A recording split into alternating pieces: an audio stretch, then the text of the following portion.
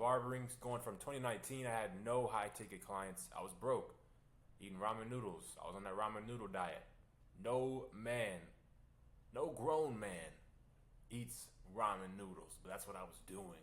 No new client flow, struggling to pay booth rent, and I was low key depressed, high key depressed, right? Because I chose barbering as a career. People were hating on me. They were like, "Bro, you really gonna be a barber? Like that's not even a good job, you know?" And then I was battling mentally. There's this quote: "No one will be as hard as you on you as your own thoughts, cause you as much pain as your own thoughts." And every day I would think to myself, "Man, maybe they were right. Maybe I shouldn't have been a barber because I was stuck living cut to cut." Every week I would make maybe $1,000, you know, just enough to get by, 4 or 5K a month, 6K a month. And a year later, I scaled my business to $220,000 in a calendar year behind the chair. Right here, broke. Right here, balling. Celebrity clients. Booming Instagram. And I'm going to show you exactly how to do this. This is the secret to gaining clients and raising prices quickly without being in a major city.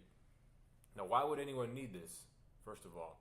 Well, scaling a business as a barber is difficult. And making 20K as a barber is very complex, right? It's not a simple concept. So no traditional methods make this easy. People say, I'm just going to cut faster, you know? Like that's my plan. I plan on just speeding up however many cuts I can do in a day, and I'll see if I can do 15, 20 heads at $30, and you're still only making $300 a day. It's not getting you ahead, right? Luxury margins come from luxury prices, VIP services, affluent marketplace. That's what you're going after. And waiting to get booked out. People will be like, yeah, once I'm booked out like 2-3 weeks in advance, then I'll go up. These are the traditional methods. We don't want to do this. Just posting every day isn't going to get you results either. Literally, I hear people say, Joel, I'm just consistent, man. I'm just going to keep posting. I know I got the formula, man. I'll figure it out. How many views have you got? 1,000 each post. Bro, that's not going to cut it. That's going to keep you stuck. You're going to be 80 years old before you figure this shit out. And just posting every day won't get you results. A lot of people say, I don't want to make content that looks like everyone else.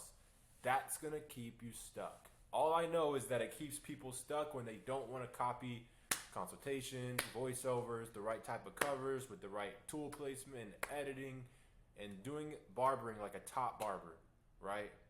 I wanted to do it at the top level. And just think, if everything you say you're doing worked, then why didn't you get to 20K a month? And it's not because your clients or you're in the wrong city or none of that. No, you don't know how to get new clients that are high paying. And typical ways of raising prices and clients never work at higher price points. New client flow will usually drop off, and that's what leaves people stuck, making less per month. When they do raise the prices too fast, the clients will stop converting, leaving you unable to refill the business. And also the barber is left to either figure it out and make less per month or go back down in their prices. This is going to solve all of that in this video. So let's get into it. The difference. By now, we know the importance of setting goals, setting intentions, and being clear with your vision on what you want to achieve. And the one thing I've learned making 20K a month as a barber is that whatever you put your attention on and output is what you will get on the other side. Your inputs create your outputs. Your outputs are derived from your inputs. So my focus up to this point has just been increasing the quality and quantity of my Instagram output. The posts I make, making them better, and also posting more on my story every day on marketing and sales. That's what you're really doing on your Instagram story. Now, you got to get incredibly effective at key skills. Do you actually know specifically what the skills are that would get you to $200 haircuts? Probably not, or else you would have it, right? What are you going to rank yourself in these next 3 skills? Audit yourself when it comes to these 3 things. So go ahead and stop right now. Haircuts, what do you put yourself on a scale of 1 to 10? 10 is a barber who makes $200K a year, $20K a month at least, and has impact on the industry, makes his name for himself, has family time, financial freedom. Rate yourself on a scale of 1 to 10 for haircuts, service delivery, and content creation. 1 being terrible, 10 being phenomenal, 5 being average, 5K a month. If you make 5K a month, don't give yourself more than a 5 for any of these. You don't deserve it. You really think you're worth it? If you were worth it, you would have had the result, right? You got to become that. So now that you've humbled yourself, I hope you've humbled yourself and realize that you have a lot to learn here, a lot to do. We're going to go to the next slide. I personally put myself at an 8, and that's the guy who was already at 20K a month, 100,000 followers, celebrities in the chair, Babelist Pro educator, traveling around the world, getting paid to speak. I still put myself at an 8 because there was room to improve on all these. I wasn't the best barber, and I knew it, right? Service delivery was probably my strongest point, as well as content. I actually posted consistently for like 4 years straight and improved the views each time. So now that you have a number for yourself, I want to get into a T-shaped philosophy. And in the beginning, we all started by giving as many haircuts as possible. And then we found our one thing that we have conviction on. That's when we go all in on it. So if you don't know what T-shape is, I'm going to explain this. When I first started barbering, I did everything. Razor work, shear work, lineups, tapers, fades, blends, designs. I was recording, I was editing, I was focusing on learning all these skills. And that's important because it lays your foundation. But being widespread, later I found I was most interested in getting the results was coarse hair. I liked curls, I liked waves. I enjoyed those things and I was getting results with those things. I was like, all right, bro, why don't I just double down on this? So that's exactly what I did. And then inside of coarse hair, I noticed there was even more niches inside of that. Laying down the waves, curl sponges, drop fades, afro tapers, getting a tight blend in a short area, just like my haircut here. And then I evolved into even more, just focusing on building skills, creating content. And you can't find your T until you've been a generalist first. I'm going to show you what I mean by T. It's important to try different things to know what you really want to do. So you got to be comfortable being a generalist, doing styling straight hair, doing wave treatments, curls, doing some color, doing some whatever, trying all these different things, designs. But then you're going to figure out, you know what, this is what the marketplace rewards me for the most. Last year I made 100K and 50K of it came from curls, 40K of it came from waves, only 10K came from straight hair clients. I'm about to just go all in with curls and waves. That's what I did. So if you're dead still and you're trying to steal the car, it doesn't do anything.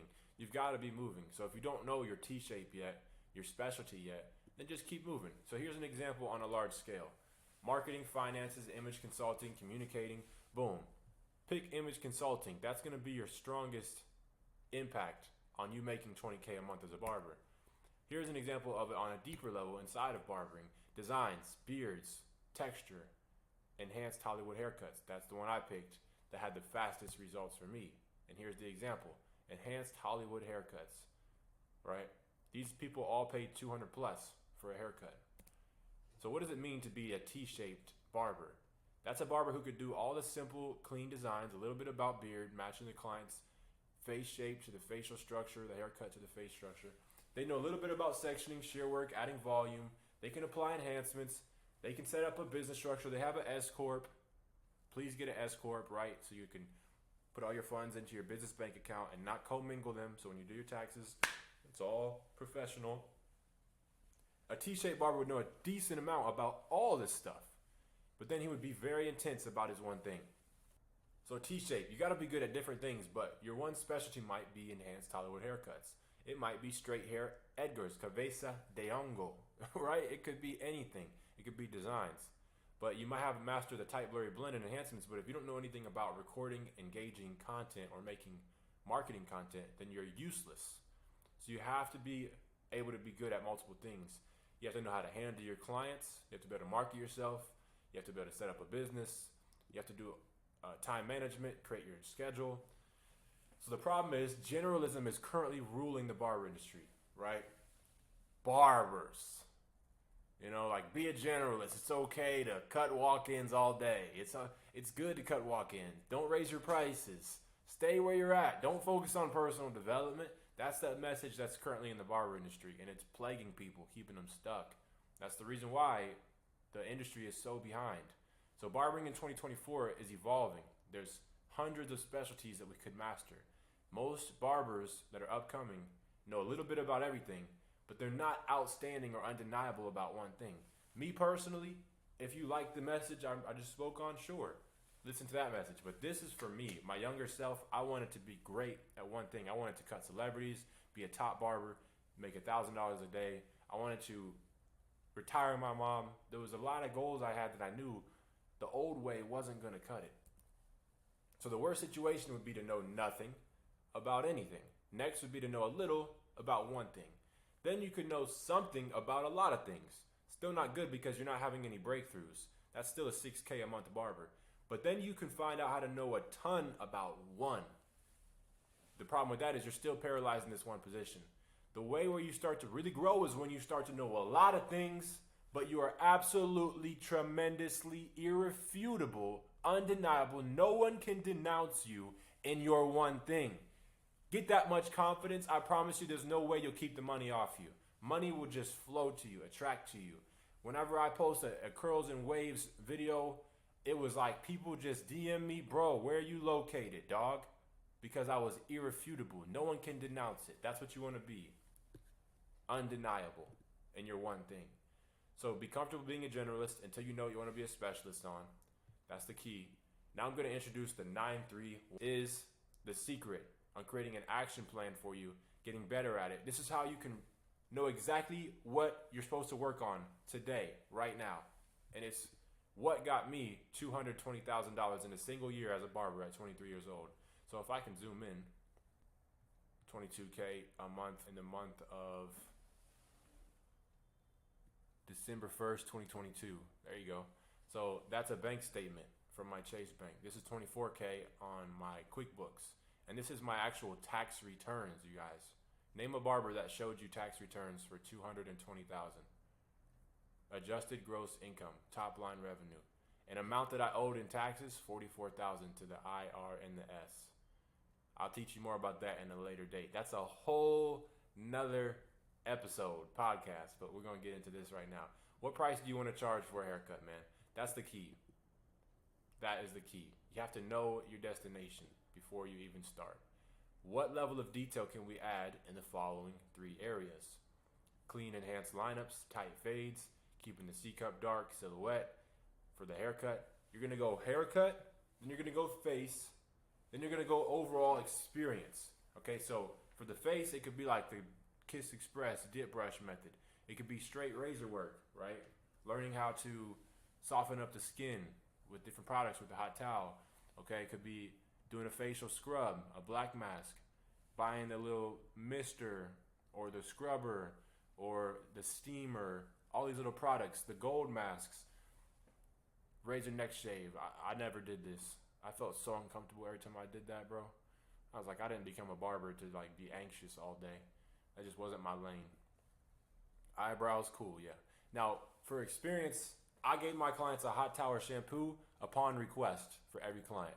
I had the mister. I was always educating them, upgrading my tools and products.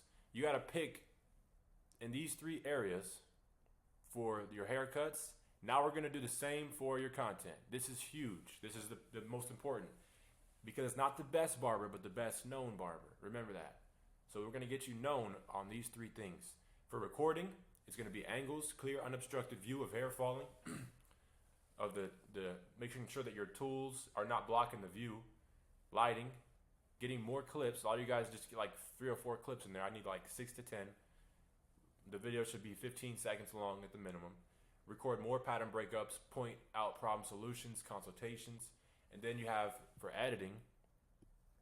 The first 3 seconds, make sure that's a scroll stopper, meaning when someone's on the explore page and they're a zombie, does your video stop them in their tracks?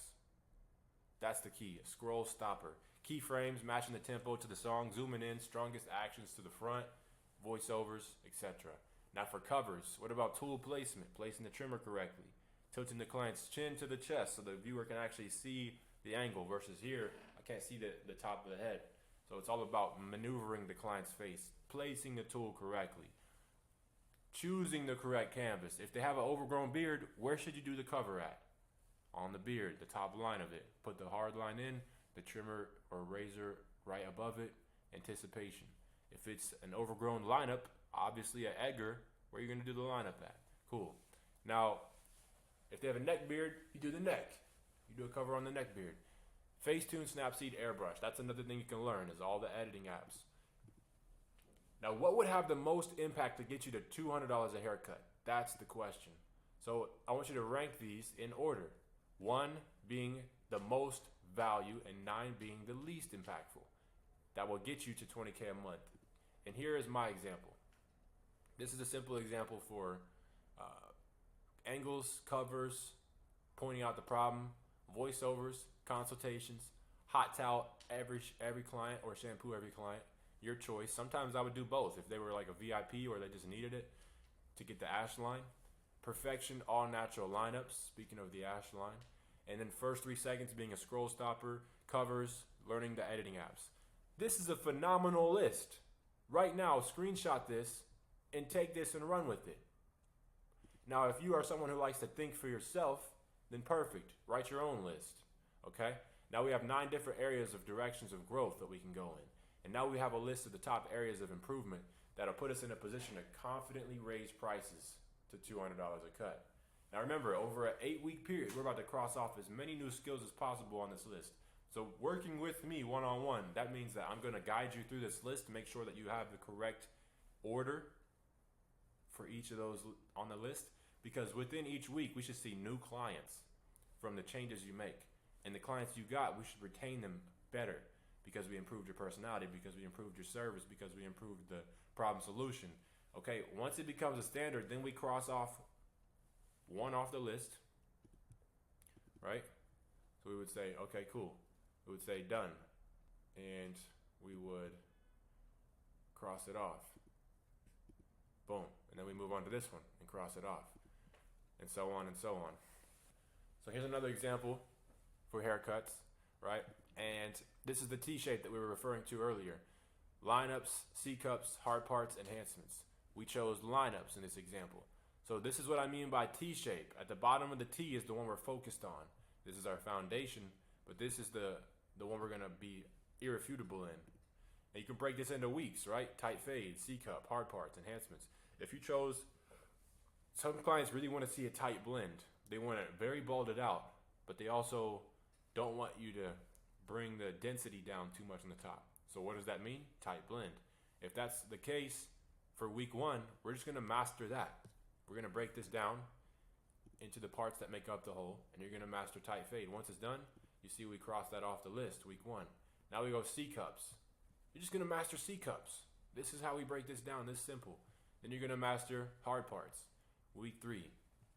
And do this for your both haircut and for content, okay? We master all of those, and that is the secret to gaining clients in any city, getting to 20K a month. Like I said, name a barber who has grown this fast, who has a track record like this, and who's got a team, a top barber team of barbers doing it like this. Come on, man. Rise up. Be the best version of yourself in your personal development. You'll be able to murk the barber industry.